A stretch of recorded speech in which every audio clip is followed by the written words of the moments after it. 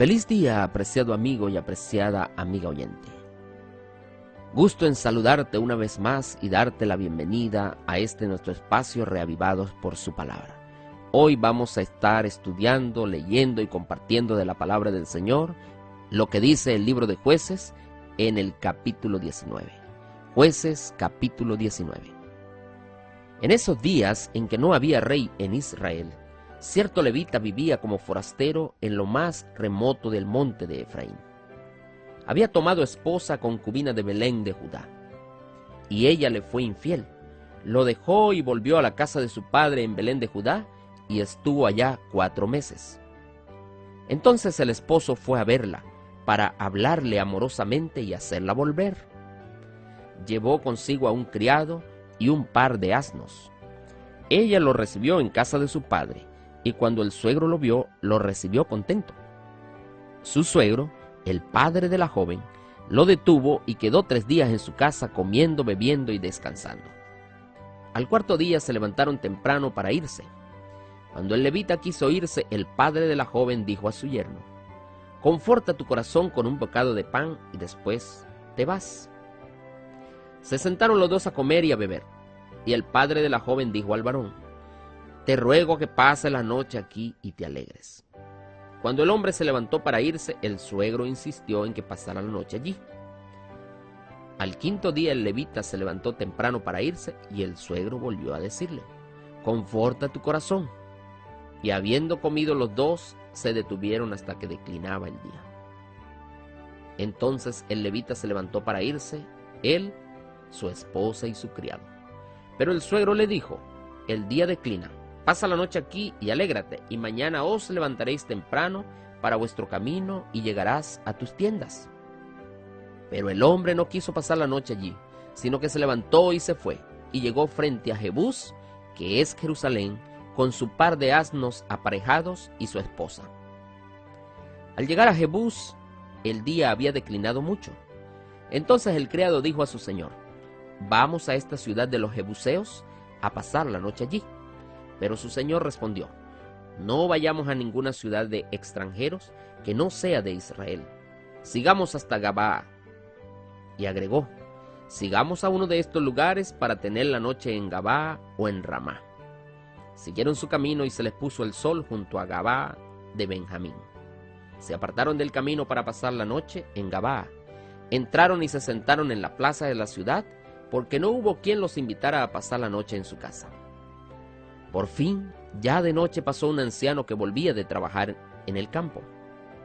Era del monte de Efraín y vivía como peregrino en Gabaa, porque los habitantes de esa ciudad eran de Benjamín.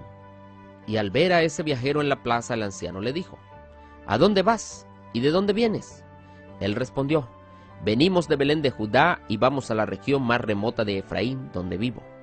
Estuve en Belén de Judá y ahora vuelvo a mi casa y no hay quien me hospede, a pesar de que tenemos paja y comida para nuestros asnos. También tenemos pan y vino para mí, para tu sierva y para el criado que está con tu siervo. Nada nos falta». El anciano le dijo: «Paz sea contigo. Tu necesidad quede a mi cargo, con tal que no pases la noche en la plaza». Lo llevó a su casa y dio de comer a sus asnos, y ellos lavaron sus pies y comieron y bebieron. Cuando estaban gozosos, los hombres perversos de esa ciudad cercaron la casa y batiendo a la puerta dijeron al dueño de la casa: «Saca fuera al hombre que ha entrado en tu casa para que lo conozcamos». El dueño de la casa les dijo: «No, hermanos míos, os ruego que no cometáis ese mal. Ya que este hombre ha entrado en mi casa, no cometáis esa maldad. Ahí está mi hija virgen y la esposa de él. Las sacaré ahora, humilladlas y haced con ellas como os parezca, pero no cometáis contra ese hombre cosa tan infame». Pero esos hombres no lo quisieron oír. Entonces aquel hombre sacó a su esposa afuera, y ellos la forzaron y abusaron de ella toda la noche hasta la mañana, y la dejaron cuando apuntaba el alba. Cuando amanecía, la mujer vino y cayó ante la puerta de la casa de aquel hombre, donde estaba su señor, hasta que fue de día. Cuando su esposo se levantó de mañana y abrió la puerta de la casa para irse, vio a su esposa tendida ante la puerta, con las manos sobre el umbral. Le dijo: «Levántate y vámonos». pero ella no respondió. Entonces el varón la levantó, la echó sobre su asno y se fue a su lugar. Al llegar a su casa, tomó un cuchillo y echó mano de su esposa, la despedazó con sus huesos en 12 partes y la envió por todo el territorio de Israel. Y todo el que lo veía decía: jamás se ha cometido ni se ha visto tal cosa desde que Israel subió de Egipto. Considerad esto, deliberad y dad consejo. Realmente, apreciados amigos, la perversidad y la moralidad del pueblo de Israel había llegado a una etapa cumbre. Habían hombres perversos que habían sido contaminados por lo peor de la conducta pagana. Y esta crueldad ocurrida ese día allí nos muestra el nivel salvaje a que desciende la moral de la humanidad. Era algo denigrante, era algo chocante a la vista y al pensamiento de cualquier lector y también de cualquier oyente. El comentario bíblico Mundo Hispano nos dice que algunas sociedades antiguas humillaban al extranjero mediante la violación homosexual y por eso Dios en varias ocasiones había hablado al pueblo para prohibir esto, al igual que las prácticas homosexuales. Pero ¿saben qué es lo más triste? Que ellos no eran paganos. Los que estaban haciendo esto o los que hicieron esto no eran paganos, sino que eran miembros de la tribu de Israel. Por otro lado, hay que ver cómo el concepto de la familia estaba tan bajo. Hay que ver cuál era el concepto que se tenía de las pobres mujeres. El padre ofrece a su hija, el levita ofrece y entrega a su concubina, y parece como que todo era normal. Pero es más indignante leer que dice allí que el levita se levantó por la mañana. Había dormido tranquilamente mientras su concubina, mientras su mujer estaba siendo torturada. Y creo, sin duda alguna, que esto fue lo peor en la historia de la nación joven, donde se muestra que los israelitas que vivían ahora entre los cananeos se habían sumido en esta misma depravación. El pecado carcome, el pecado daña y destruye a una sociedad. Y las cosas que tú y yo no venzamos a tiempo, apreciado joven, nos van a vencer. Otra lección que aprendemos es que las malas influencias, las malas amistades y las malas compañías nos pueden involucrar en cosas degradantes.